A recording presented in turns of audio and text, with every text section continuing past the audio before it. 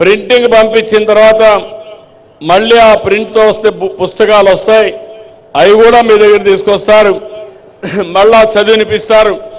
ఒకవేళ కానీ చదివిన దాంట్లో లోపాలుంటే ఆ పుస్తకం ఇవ్వడానికి వీలు లేదు. నేను ఈరోజు మీకు ఇస్తున్నానంటే నిన్నటి వరకు జరిగిన ట్రాన్స్ఫర్స్ అన్నీ కూడా రిజిస్ట్రేషన్స్ అన్నీ పరిగణలో తీసుకొని నాకు ఎంత డబ్బులైనా పర్వాలేదు, లేటెస్ట్ పాస్బుక్ మీకు ఇచ్చే బాధ్యత ఈ ప్రభుత్వం తీసుకుంటామని మీ అందరికీ హామీ ఇస్తున్నా. దీనివల్ల మీకు ఒక భరోసా, ఒక భద్రత వచ్చే పరిస్థితి వస్తుంది. ఇంకో పక్క నేను ఒక కార్యక్రమానికి శ్రీకారం చుట్టా. సంవత్సరం కాల పరిమితి పెట్టుకున్నా. 12 నెలలు వీళ్ళకి టైం ఇచ్చాను. ప్రతి నెల 1వ తారీఖు పింఛన్లు ఇవ్వాలి. పేదల సేవలో కార్యక్రమం ఉంది. 2వ తారీఖు నుంచి ఈ కార్యక్రమం ప్రారంభమవుతుంది. 2 నుంచి 9 వరకు ఇస్తారు. 9వ తారీఖు నేను వస్తాను. ఒక ఊర్లో నేను చూస్తాను, ఇప్పుడే చూశా. ఈరోజు నాకు తృప్తిగా లేదు. ఇచ్చిన ప్రతి ఒక్కరిని ఇక్కడ కూర్చొనబెట్టి, నేను ఏదో పబ్లిక్ మీటింగ్కి రాలేదు ఈరోజు. నేను ఒక పర్పస్ కోసం వచ్చా, ఒక పని మీద వచ్చా. పని మీద వచ్చినప్పుడు ఆ 900 మంది ఎంతమందికి పట్టాదారు పాసు పుస్తకాలు ఇస్తే అంతమంది ఇక్కడ కూర్చొని ఒకసారి వాళ్ళు చూసి మాకందరికి కరెక్ట్గా ఉన్నాయని చెప్పుంటే నేను చాలా సంతోషించేవాడిని. అది నా అభిమతం. నేరుగా నేను మీకు ఇవ్వాలనుకుంటున్నాను. నేను అన్నీ ఇవ్వలేను కాబట్టి గ్రామ సభలు పెట్టి ప్రజా సమక్షంలో ఈ పుస్తకాలు ఇవ్వాలనుకుంటున్నా.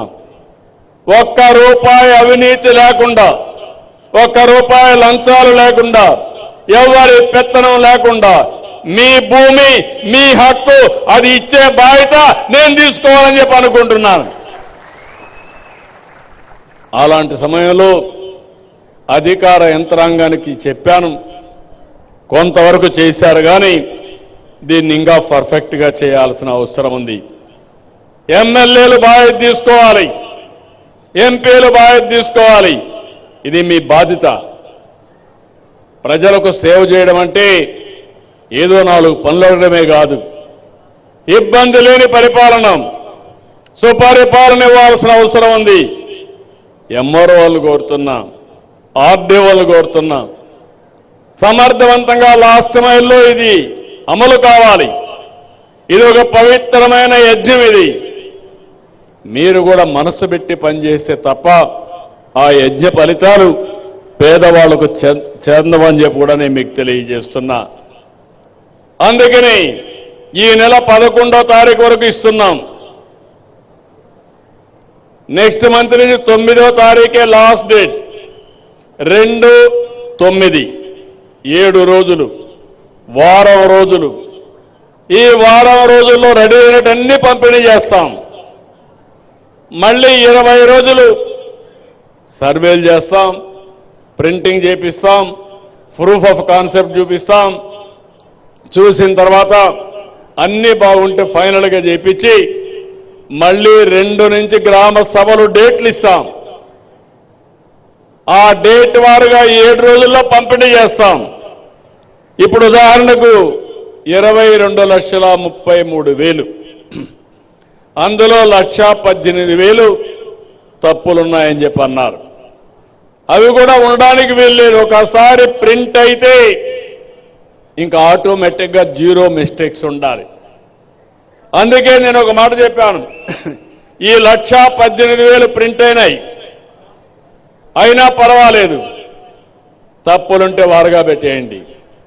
మళ్ళీ ప్రింట్ అంతా కూడా చేసి కొత్త పాస పుస్తకాలు, ఎక్కడా తప్పు లేని పాస పుస్తకాలు ఇచ్చే బాధ్యత మీది. ఒకవేళ అలాంటి పుస్తకాలు ఇస్తే వాళ్ళపైన కఠిన చర్యలు తీసుకుంటానని మరొకసారి మీ అందరికీ హామీ ఇస్తున్నా.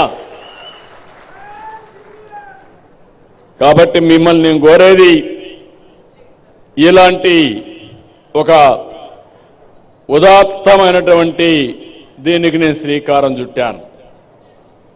రాష్ట్రంలో ఉండే రైతులందరికీ విజ్ఞప్తి చేస్తున్నా, మిగిలిన వాళ్ళు కూడా అందరికీ విజ్ఞప్తి చేస్తున్నా, అర్థం చేసుకోమని కోరుతున్నా.